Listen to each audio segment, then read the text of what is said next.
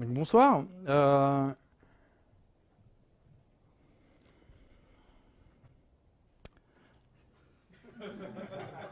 suis super content en fait. Je suis super content de vous présenter cette conférence. Mais je suis super content surtout parce que en ce moment je suis des cours d'histoire de l'art. Alors je me suis retrouvé dans ces cours mais complètement par hasard. Je ne vais pas vous expliquer comment je me suis retrouvé dans ces cours, ça n'a pas de sens. Mais c'était un pur hasard. Et pour autant je les suis aujourd'hui. Ça a du sens pour moi. Et en suivant ces cours, je me suis retrouvé finalement à réfléchir de pourquoi est-ce que je suis ces cours. Et j'ai réalisé que finalement c'était un prétexte pour moi. Un prétexte pour essayer de répondre à certaines questions existentielles que je me pose depuis toujours. J'ai l'impression que je me pose toujours plein de questions existentielles.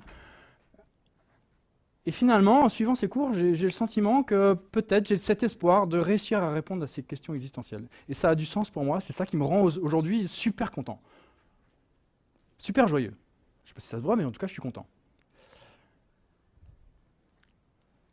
Et lors du premier cours que j'ai suivi, j'ai appris une chose, ou j'ai réappris une chose, parce que c'est une chose que j'avais déjà appris, mais je l'avais oublié. J'ai appris ce que c'était la Renaissance. Est-ce que d'ailleurs quelqu'un sait ce que c'est la Renaissance? J'imagine que oui, parmi vous, quelqu'un sait ce que c'est la Renaissance? C'est pas un piège. Hein. Quelqu'un veut se lancer ou pas? Non. En fait, j'ai réappris que finalement la Renaissance était la renaissance. Une autre façon de le dire. On renaît, l'homme a de nouveau le droit de penser, de réfléchir, de questionner le monde. C'est la redécouverte de l'art antique, la redécouverte de l'Antiquité. On redécouvre l'Antiquité, c'est ça, tout simplement, la Renaissance. L'homme a de nouveau le droit de penser en utilisant l'art, bien entendu, en utilisant les sciences, en utilisant l'art, les sciences, et l'autre j'ai oublié, c'est pas grave. La philosophie, important, en utilisant la philosophie. C'est vraiment important parce que finalement, en fait, entre l'Antiquité et la Renaissance, il se passe une seule chose, une chose un peu insignifiante finalement. On a appelé ça le Moyen Âge. C'était moyen. C'est pour ça qu'on l'a appelé. Pourquoi est-ce qu'on l'a appelé avec un nom comme ça finalement, ça ne pouvait, enfin, il ne pouvait rien se passer de vraiment extraordinaire. Le Moyen Âge, c'était moyen. L'homme n'avait juste pas le droit de penser pendant cette période-là. L'homme n'avait pas le droit de questionner le monde. Du moins, l'Église interdisait à l'homme de penser. À la Renaissance, l'homme renaît, il a de nouveau le droit de penser. Il y a plein d'innovations qui émergent de cette période-là. En particulier, vous connaissez tous, j'imagine, Léonard de Vinci. C'est à cette époque-là que Léonard de Vinci arrive, avec toutes ces belles idées, ces innovations. Et moi, j'ai retenu une seule idée, finalement, qui sort pour cette conférence, qui sort de cette période-là, c'est le fait que, finalement, Copernic puis Galilée ont réussi à prouver que, finalement, la Terre, elle tourne autour du Soleil. Donc là, ça, c'est le Soleil. Finalement, ils prouvent que finalement, la Terre, elle tourne autour du Soleil. Ça nous paraît complètement évident pour nous aujourd'hui. C'est évident. La Terre, elle tourne autour du Soleil. Il n'y a aucun doute là-dessus. Personne ne doute là-dessus. Vous êtes d'accord avec moi? Hein? Vous êtes d'accord avec Galilée? La Terre tourne autour du Soleil. Mais pour eux, à l'époque, c'était il y a moins de 1000 ans, hein, la Renaissance. Pour eux, à l'époque, c'était complètement fou. Il y avait juste à regarder le ciel. Le Soleil, on le voit, il tourne. Il tourne autour de nous. On est passé du géocentrisme à l'héliocentrisme. C'est la Terre qui tourne autour du Soleil, c'est beau. C'était complètement fou pour eux, et finalement, moi, ce que je pense, c'est qu'il y a des choses complètement folles aujourd'hui qui se passent.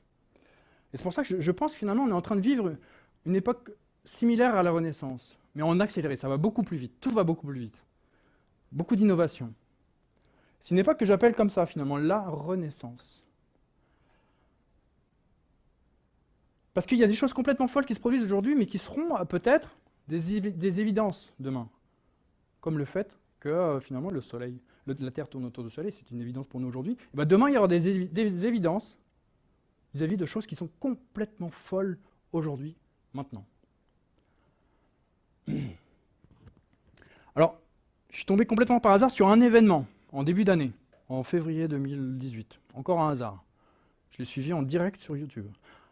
un événement mais complètement fou. Vous pouvez même pas imaginer à quel point c'est complètement fou. Peut-être que vous le connaissez d'ailleurs cet événement.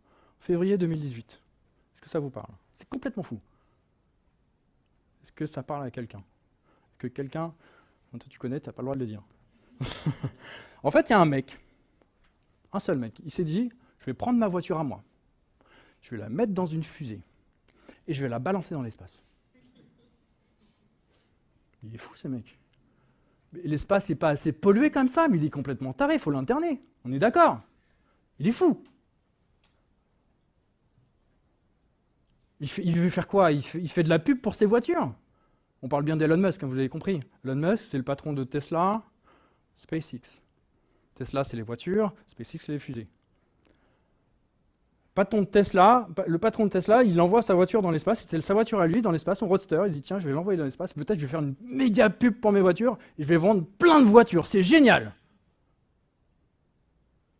Non, en fait, il fait pas ça. Non, en fait, quand il fait ça, il raconte une histoire. D'ailleurs, il ne veut pas vendre des voitures. C'est pas son problème de vendre des voitures à lui. Quand il construit des voitures électriques, qu'est-ce qu'il fait? Il nous raconte une histoire.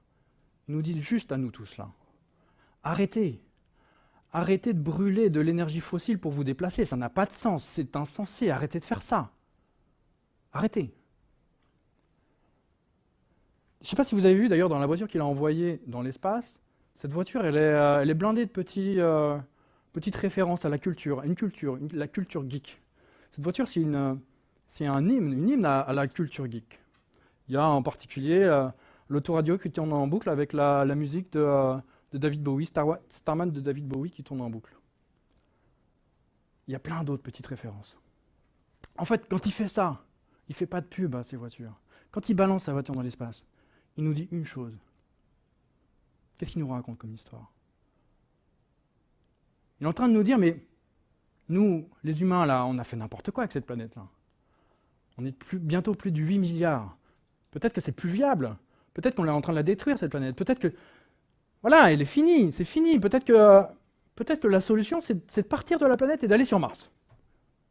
Il est en train de nous dire, en balançant sa voiture dans l'espace, alors bien entendu, sa voiture, elle n'est pas partie sur Mars.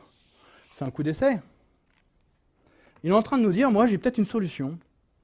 Peut-être que la Terre, c'est fini. Peut-être qu'on peut aller sur Mars, tous ensemble. Il nous raconte une putain d'histoire. Il nous dit d'arrêter de faire n'importe quoi avec notre planète. Il nous dit, voilà, peut-être qu'on a déjà fait ce qu'il ne fallait pas, peut-être qu'il faut aller sur Mars demain. Et en fait, quand il fait ça, il s'engouffre dans une brèche. Et il y a des gens d'ailleurs qui ont entendu cette histoire. Nous, sur la planète Terre, on a créé le déluge, on est en train de créer une planète qui peut-être demain sera plus vivable. Et lui, il est en train de créer l'arche de Noé, recréer l'arche de Noé. Il y a des gens qui ont entendu cette histoire, il y a des gens qui sont déjà sur Mars. Je ne sais pas si vous avez déjà vu cette vidéo où il balance sa voiture dans l'espace. Moi, je l'ai vu en direct, comme je vous l'ai dit tout à l'heure. Et à un moment donné, il y a un plan sur les employés. Les employés de SpaceX, quand ils voient ce qu'ils ont réussi à faire collectivement, ils sont juste contents. Comme moi, là, je suis content quand je vous présente cette présentation.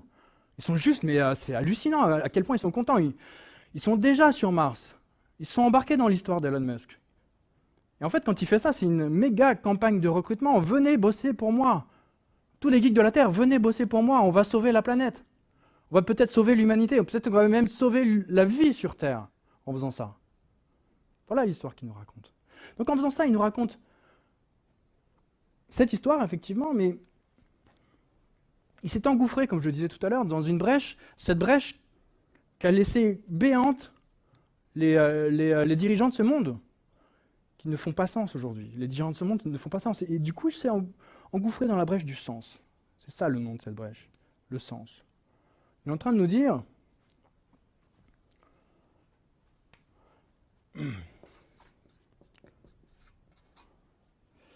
Il est en train de nous dire, finalement, essayez de mettre un peu de sens au centre de vos vies, au cœur de votre vie.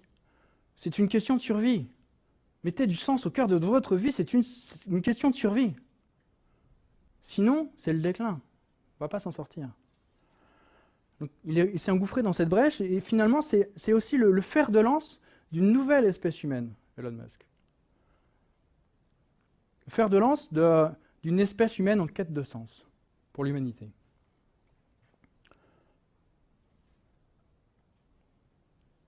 Alors, je ne sais pas si vous avez remarqué, d'ailleurs, quand j'ai dessiné un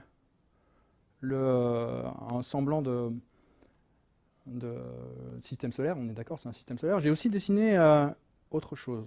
Je ne sais pas si vous avez une idée de ce que j'ai pu dessiner quand j'ai dessiné ça. J'ai dessiné un modèle qui s'appelle le Golden Circle de Simon Sinek. Alors le Golden Circle, moi je suis fan de ce modèle-là.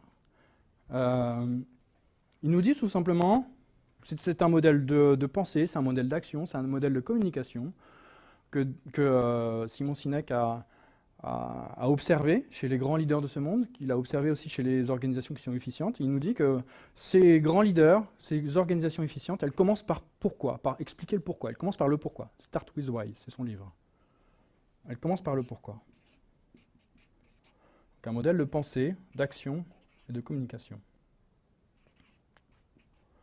Et pour une organisation, tout simplement, on peut dire que le why, c'est la vision de l'organisation, le how, c'est ses règles et ses process. Si on doit parler d'agilité, c'est là que se situe l'agilité aujourd'hui, en fait. Ce sont des règles et des process, l'agilité, on peut le dire comme ça. Et le what, c'est les produits et les services que proposent les organisations. Okay. Donc j'ai fait quelques découvertes ces derniers temps vis-à-vis de ce modèle qui est extrêmement simple. Hein. Il n'y a pas plus simple. Et d'ailleurs, si on fait le lien avec le géocentrisme versus l'héliocentrisme, il y a un anagramme avec géocentrisme. Je ne sais pas si vous l'avez. Aujourd'hui, les organisations, elles marchent beaucoup autour de l'égocentrisme. Et demain, les organisations, elles doivent tourner autour du sens et arrêter de tourner autour de l'égocentrisme. Okay. Donc j'ai fait une autre découverte récemment, c'est que finalement, ce modèle, il se mappe avec plein d'autres modèles. En particulier, un modèle qui s'appelle le modèle de Dan Pink, le modèle sur les motivateurs intrinsèques, les motivations intrinsèques.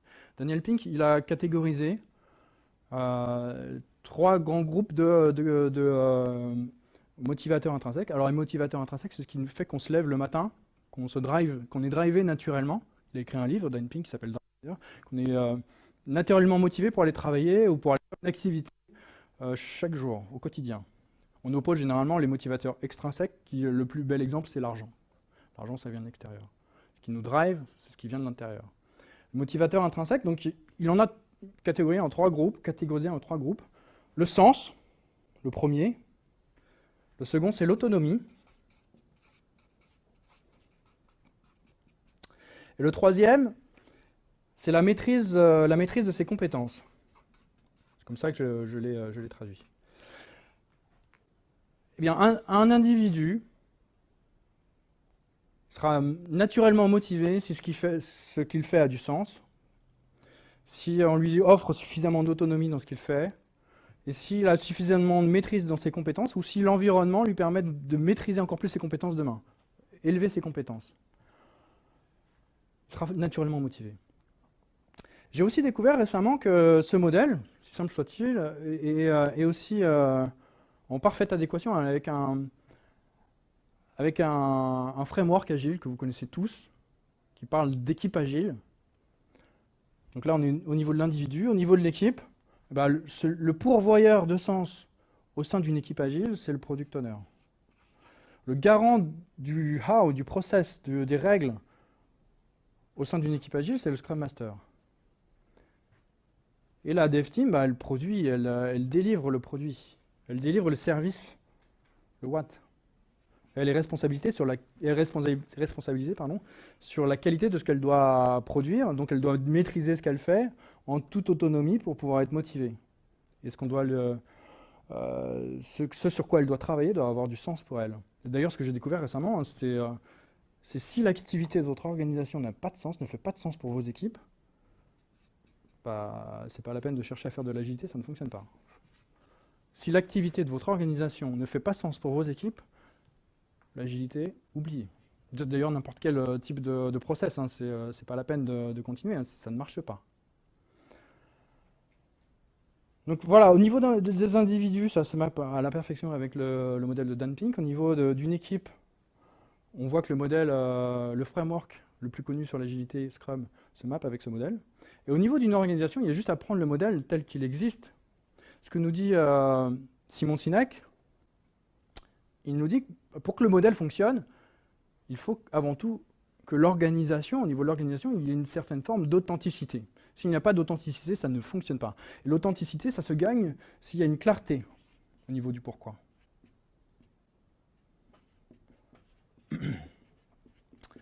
S'il y a de la discipline au niveau des process et des règles, et s'il y a une cohérence au niveau des produits et des services.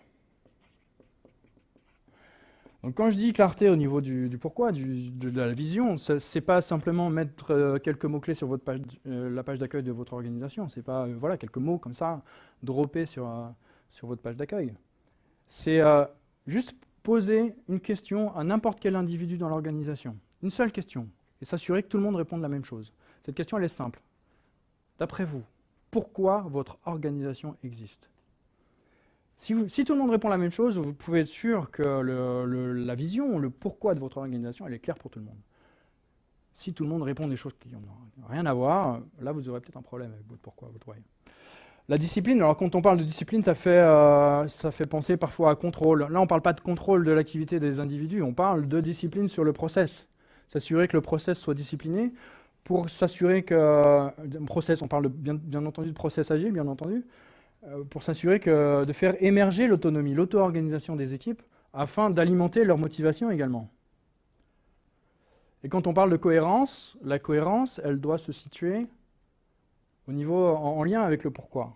Toutes les activités, chaque geste dans l'organisation, chaque produit, chaque service que vous délivrez doit être en lien avec le pourquoi. S'il y a un quelconque lien qui est cassé entre vos activités et votre pourquoi, il n'y a pas de cohérence, il n'y a pas d'authenticité dans votre organisation et ça ne fonctionne pas. Voilà, donc j'ai parlé d'Elon Musk. Quelque part, Elon Musk, c'est un peu un pourvoyeur de sens pour l'humanité. C'est le meilleur product owner de l'humanité aujourd'hui. Emmanuel Macron, aujourd'hui, il arrive à la cheville. Je ne sais pas si j'aurais dû le dire, mais bref. Il est peut-être un peu plus petit aussi. C'est un pourvoyeur de sens pour l'humanité. Et aujourd'hui, le sens doit être au cœur de notre vie. C'est une question de survie. La survie pour les individus, la survie pour les équipes, la survie pour une organisation complète. C'est une question de survie. Le sens doit être au cœur de nos vies. Elon Musk, il nous a propulsés dans cette nouvelle ère que je clame aujourd'hui. Il nous a propulsés dans cette nouvelle ère que j'appelle la Renaissance. Et si on ne rentre pas dans cette discipline de se dire le sens doit être au cœur de notre vie, ce n'est pas la Renaissance qu'on va vivre, c'est le déclin. Je vais vous raconter une dernière histoire pour illustrer un peu tout ce que je viens de vous dire. Une histoire très très personnelle. J'étais avec mon fils, 5 ans, Augustin, au Monoprix, à côté de chez moi. On était tous les deux face à un rayon de whisky, on cherchait voilà. Surtout pour moi, parce que lui, à 5 ans, je pense que voilà, le whisky, c'est pas trop son truc. Hein. Pas encore, du moins. On regardait, j'étais là, je regardais les étiquettes, je regardais les prix. Je regardais les étiquettes, je regardais les prix. En fait, ça n'avait juste pas de sens pour moi. J'y connais rien, whisky, je suis désolé. Pour ceux qui connaissent un petit peu le whisky. Moi, j'y connais rien. Ça n'avait aucun sens pour moi. Je regarde mon fils, apparemment, ça n'avait pas beaucoup plus de sens pour lui. Je lui dis, bon, allez, viens. On va aller à côté, là il y a un super caviste, je pense qu'il va peut-être régler notre problème là, de choix de whisky. Donc on sort de Monoprix et on tombe nez à nez face à un monsieur. Un SDF. Il me dit, t'as pas 10 centimes, j'ai faim. Ok, on a tous l'habitude de voir ça, hein, on continue nos chemins, on donne même pas 10 centimes, pourtant peut-être qu'on les a, je sais pas. Mais là, je continue mon chemin, mais par contre mon fils il se bloque. Ça n'avait pas de sens pour lui, la situation. Un monsieur qui demande 10 centimes, qui dit qu'il a faim, pour lui, ça n'a pas de sens. Bon, j'ai réussi à le convaincre quand même qu'il faut quand même qu'on achète une bouteille de whisky, c'est important. Donc on va chez le caviste juste à côté, et le caviste, il me raconte une super histoire en fait. Il nous fait voyager. On va en Écosse, après on part au Japon, il nous fait atterrir en Irlande. Voilà, j'ai fini par acheter une superbe bouteille de whisky irlandais à 50 €. Voilà, c'était super. Il m'a raconté une magnifique histoire. C'est un magnifique product owner. Elon Musk, c'est un product owner pour l'humanité. Là, j'étais face à un magnifique product owner pour ces bouteilles de whisky. Il m'a raconté une super histoire.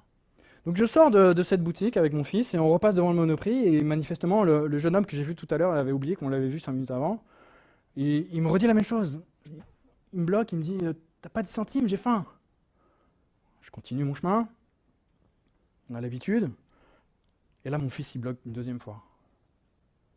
Là, il me tient vraiment la main. Je ne peux pas avancer, c'est fini. Et il me regarde, il me dit « Mais papa, pourquoi il a faim, le monsieur ?» C'est vrai ça, pourquoi il a faim, le monsieur? Ça n'a pas de sens. On est dans un pays riche, pourquoi il a faim, le monsieur? Qu'est-ce que je dois dire à moi, à mon fils de 5 ans? On est face à un monsieur qui a faim, qui n'a même pas 10 centimes pour se payer à manger. Qu'est-ce que je dois lui dire? Ça n'a pas de sens. Même si ça finit par avoir du sens pour nous aujourd'hui, parce qu'on est constamment sollicité. Pour mon fils qui a 5 ans, ça n'a pas de sens. Finalement, qu'est-ce que je dois lui dire?